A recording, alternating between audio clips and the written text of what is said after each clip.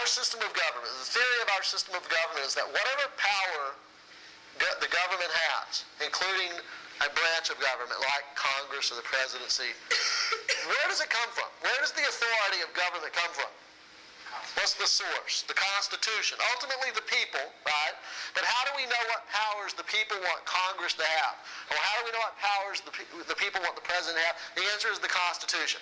So look at this list and tell me which of these powers, so presumed powers of the institution of the presidency, are in the Constitution. Okay? Commander-in-chief. The Constitution, everybody agree the Constitution says that the president is commander-in-chief? Good. It does. He shall be commander-in-chief of the Army and Navy. However, let me digress here for just a moment. A little footnote. The Constitution does not define what it means to be commander-in-chief. It doesn't say, for example, he shall be commander-in-chief and therefore he shall decide when and where American military force shall be used. It does not say that. You can look at the Constitution all day long and you're never going to find anything like that. It could, presidents, both Democratic and Republican presidents, assume that because the Constitution says that they're commander-in-chief, that means that they get to decide. Both Democratic and Republican presidents have defended mobilizing American military forces and putting them into war-making situations on the grounds that I'm commander-in-chief and therefore I get to make this decision. But the Constitution doesn't say that.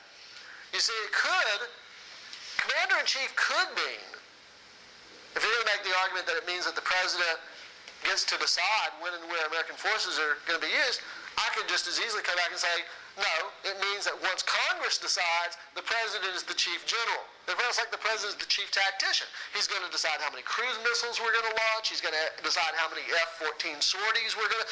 Actually, presidents typically stay out of that, right? They typically say, well, no, that's not what it means to be commander-in-chief. I'm going to leave that to the military people, right?